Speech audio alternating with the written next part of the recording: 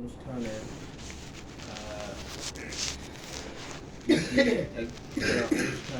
কি ফলো করলে আমরা সকলেই আমাদের সকলের জন্য ভালো হবে, সেই সম্পর্কে দিক নির্দেশনা দিলেন আমাদের আজকের এই প্রোগ্রামের সম্মানিত সভাপতি মামুন ফজল। আসসালামু আলাইকুম।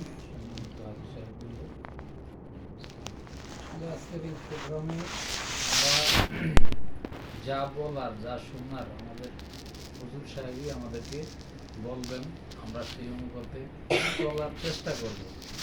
আমাদের পক্ষ থেকে আমরা হুজুর সাহেবকে বলব আমাদের পরবর্তী করণীয় কি এবং কিভাবে করব, বা আমাদের যে মেইন আমাদের হজের সময় আমরা কোত্থেকে কিভাবে যাব, কিভাবে আসব, কিভাবে আমরা ওখানের কর্ম পরিচালিত হবে করব, আপনার নেতৃত্বে কিভাবে আমাদের, সেই ব্যাপারে আপনি আমাদেরকে গাইডলাইন দিবেন।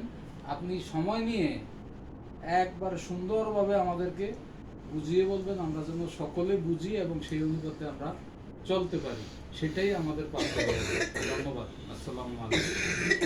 ধন্যবাদ আমাদের সাহেবকে ওনার অত্যন্ত সংক্ষিপ্ত এবং দিক নির্দেশনামূলক সংক্ষিপ্ত ভাষণ বা গুরুত্বপূর্ণ কথা বলার জন্য। আল্লাহ তাআলা ওনাকে জাযায়ে খায়ের দান করুন, সকলে বলি আল্লাহুম্মা আমিন।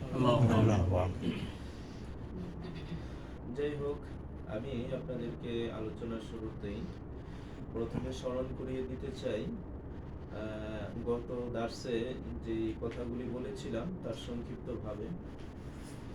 আমরা সকলেই জানি যে আল্লাহ সুবহানাহু ওয়া তাআলা তিনি আমাদেরকে এখানে মেহমান হিসেবে নিয়ে এসেছেন, আর এই কারণেই এখানে আপনাদের সকলকেই একটা সম্বোধন করে আহ্বান করা হয় জিয়ুফুর রহমান। আসসালামু আলাইকুম। আসসালামু আলাইকুম ওয়া রাহমাতুল্লাহি ওয়া বারাকাতুহু।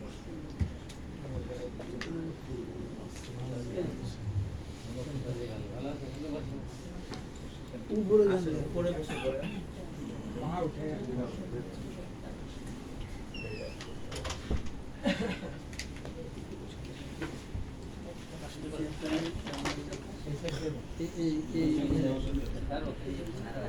সামনে এদিক দিয়ে একজন আছে না, এই জায়গায় বসেন, সবাই মিল করে বসে পড়েন।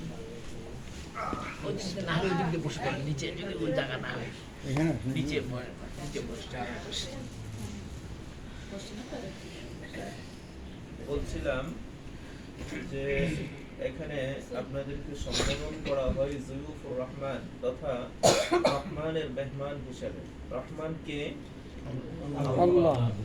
তো আল্লাহর মেহমান হিসাবে আপনাদেরকে সম্বোধন করার উদ্দেশ্যই হচ্ছে যে আল্লাহ সুবহানাহু ওয়া তাআলা তিনি আপনাদেরকে তার গৃহে বাইতুল্লাহতে তিনি আহ্বান করেছেন। তিনি আহ্বান করে আপনাদেরকে এমন জিনিস দিবেন যে জিনিসটি আপনারা হয়তো কল্পনাও করতে পারবেন না। তো এত বড় জিনিস দেওয়ার জন্য আল্লাহ সুবহানাহু ওয়া তাআলা যেহেতু এখানে নিয়ে এসেছেন, আপনাদেরকে এখানে সুযোগ করে দিয়েছেন, সুতরাং আপনাদের সেই সুযোগটা গ্রহণ করা উচিত। আর সেই সুযোগ গ্রহণ করার জন্য আপনারা সর্বাত্মক চেষ্টা করবেন যেন আল্লাহ সুবহানাহু ওয়া তাআলা তিনি আপনাদের সকলকে সেই বড় জিনিস দিতে পারেন এবং আপনারাও যেন গ্রহণ করতে পারেন, আর সেটি হচ্ছে ক্ষমা। আর রাসূল সাল্লাল্লাহু আলাইহি ওয়াসাল্লাম তিনি বলেন, আল হজ্জুল মাবরুর লাইসা লাহু জাযাউন ইল্লাল জান্নাহ। হজ্জুল মাবরুর হচ্ছে সেই হজ যেই হজ্জের প্রতিদান হচ্ছে শুধুমাত্র জান্নাত। আর এই জান্নাত পাওয়ার জন্য আমাদেরকে চেষ্টা করতে হবে। আমরা যদি এই জান্নাত পাওয়ার জন্য চেষ্টা না করি তাহলে কিন্তু আল্লাহ সুবহানাহু ওয়া তাআলা তিনি আমাদেরকে জান্নাত দিবেন না। আর আমাদের চেষ্টা করতে হবে আমাদের হজ্জের কার্যক্রমগুলি আমরা যেন সঠিকভাবে সুন্দর করে রাসূল সাল্লাল্লাহু আলাইহি ওয়াসাল্লাম যেভাবে পালন করেছেন ঠিক সেভাবে যেন আমরা পালন করতে পারি, সেই জন্য আমাদেরকে আগে থেকেই সবকিছু জেনে নিতে হবে। গত ধার্সে আমি আপনাদেরকে বলেছিলাম আল্লাহ সম্পর্কে, কারণ আল্লাহ এবং রসুল সম্পর্কে যদি আমরা না জানি তাহলে আমরা যেই কর্মই করি না কেন, যে ইবাদতই করি না কেন, সেই ইবাদতে আমাদের পূর্ণতা কখনোই আসবে না। আমাদের ইবাদতের পূর্ণতা পাওয়ার জন্য অবশ্যই অবশ্যই আমাদের আল্লাহকে এবং রসুল সাল্লাল্লাহু আলাইহি ওয়াসাল্লামকে জানতে হবে। আমি আল্লাহ তাআলার পরিচয় আমি আপনাদেরকে বলেছিলাম যে আল্লাহ তাআলার পরিচয় অর্থাৎ তাওহীদ, একত্বভাব আমাদেরকে স্বীকার করতে হবে কয়েকটি দিক থেকে, রুবুবিয়াতের দিক থেকে, উলুহিয়াতের দিক থেকে এবং আসমা ও সিফাতের দিক থেকে। তাহলেই প্রকৃতপক্ষে আল্লাহ সুবহানাহু ওয়া তাআলার উপরে প্রকৃত ঈমান আনা হবে। অন্যথায় আমরা শিরিক এবং বিদআতের সাথে সম্পৃক্ত হয়ে যাব। সংক্ষিপ্তভাবে বলতে গেলে রুবুবিয়াতের উপরে একত্ববাদের শিকার হচ্ছে আল্লাহ সুবহানাহু ওয়া তাআলা, তিনি যে আমাদের সৃষ্টিকর্তা, তিনি যে আমাদেরকে খাওয়ান পড়ান এবং তিনি সমস্ত কিছুর মালিক, এইটা বিশ্বাস করা। এবং তিনি সন্তান দান করেন, তিনি জীবন দান করেন, মৃত্যু দান করেন, অর্থাৎ যে সমস্ত কাজ শুধুমাত্র আল্লাহ তাআলা নিজেই করেন সেইগুলিকে শুধুমাত্র আল্লাহ তাআলার জন্যই খাস করা। এইগুলির ক্ষেত্রে কোনো ধরনের ভায়া বা ওসিলা করা সম্ভব বা কারোর জন্য উচিত নয়। যেমন সন্তান লাভের জন্য কারো কাছে যাওয়া বা মৃত্যু বা কোনো কারণে, যে অমুক ড্রাইভারের কারণে মৃত্যু হয় নাই, সে ভালো ছিল, ওই মাঝি ভালো ছিল বলেই আজকে আমরা বেঁচে গিয়েছি, এই ধরনের কথা আমাদের মুখ থেকে যেন না বের হয়, সেই জন্য আমি আপনাদেরকে দিক নির্দেশনা দিয়েছিলাম। এরপর তাওহীদুল উলুহিয়া হচ্ছে আমরা যে সমস্ত ইবাদত করব সে সমস্ত ইবাদতে যেন আমরা কখনোই কোনো কারণে কোনো ভাবেই যেন অন্য কোনো কিছুই আমাদের মনের মধ্যে না আসে। আমরা শুধুমাত্র আল্লাহ তাআলার সন্তুষ্টির জন্যই সমস্ত ইবাদত করব, তাই সেটা হোক নামাজ, রোজা, হজ, যাকাত সহ যাবতীয় যে সমস্ত কর্মকাণ্ড যেগুলিকে আমরা ইবাদত বলি, যেগুলি করলে সওয়াব হবে, সেই কাজগুলি শুধুমাত্র আল্লাহ তাআলার সন্তুষ্টির জন্যই করতে হবে। লোক দেখানোর জন্য যদি করি তাহলে সেই কাজগুলি আল্লাহ তাআলার জন্য হবে না, তখনই আমি শিরিকের মধ্যে পতিত হয়ে পড়ব, আর শিরিক করলে সেই ইবাদত আল্লাহ তাআলার কাছে গ্রহণীয় নয়।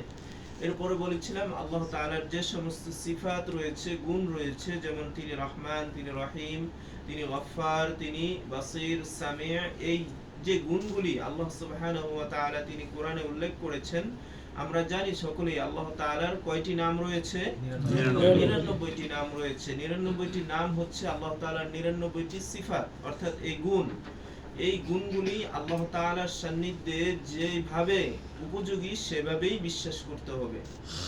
তো এর নাম হচ্ছে তাওহীদ, অর্থাৎ আল্লাহ তাআলাকে পরিচয় দেওয়া, আল্লাহ তাআলার বিশ্বাসটা স্থাপন করা। এরপর রাসূল সাল্লাল্লাহু আলাইহি ওয়াসাল্লামের উপর বিশ্বাসটা আমাদেরকে কিভাবে আনতে হবে, যে রাসূল সাল্লাল্লাহু আলাইহি ওয়াসাল্লাম তিনি হচ্ছেন অর্থাৎ আল্লাহ তাআলার পক্ষ থেকে প্রেরিত বান্দা, এবং আল্লাহ তাআলার পক্ষ থেকে তিনি সমস্ত দিক নির্দেশনা তিনি আমাদের কাছে পৌঁছিয়ে দিয়েছেন। এমন কোনো কিছু নাই যেই জিনিসগুলি আল্লাহর রাসূল তিনি আমাদেরকে বলে যাননি। সুতরাং এইভাবেই রাসূলের উপর ঈমান আনয়ন করতে হবে যে তিনি আল্লাহ তাআলার প্রেরিত রাসূল, এবং আমাদের জীবনের জন্য যতগুলি বিষয় রয়েছে সমস্ত বিষয়গুলি রাসূল সাল্লাল্লাহু আলাইহি ওয়াসাল্লাম তিনি পরিপূর্ণভাবে সেটা আদায় করেছেন এবং তিনি আমাদেরকে সম্পূর্ণভাবে বলে দিয়েছেন। এই বিশ্বাস রাসূল সাল্লাল্লাহু আলাইহি ওয়াসাল্লামের উপর রাখতে হবে। এইভাবে যারা রাখবে তারাই প্রকৃতপক্ষে মুসলিম হবে, ঈমানদার হবে, মুমিন হবে। মুমিন হওয়ার জন্য, মুসলমান হওয়ার জন্য এই প্রধান দুইটি শর্ত অবশ্যই আমাদেরকে থাকতে হবে। আর এর পাশাপাশি ইসলাম, হাদিসের মধ্যে এসেছে যে ইসলাম হচ্ছে এই দুইটির শাহাদার পরে নামাজ আদায় করা, ফরজ নামাজগুলি, এরপরে যাকাত দেওয়া, যার যাকাত ওয়াজিব হবে, এরপর সিয়াম পালন করা, যার সিয়াম ফরজ হবে, এরপর হজ পালন করা, যার উপরে হজ ফরজ হবে। এই কাজগুলি যখনই আদায় করব, যখন উপযুক্ত হব, তখন আমরা এজ এ মুসলিম একজন মুসলিম হিসাবে পরিগণিত হব। আল্লাহ সুবহানাহু ওয়া তাআলা তিনি আমাদেরকে মুসলিম হিসাবে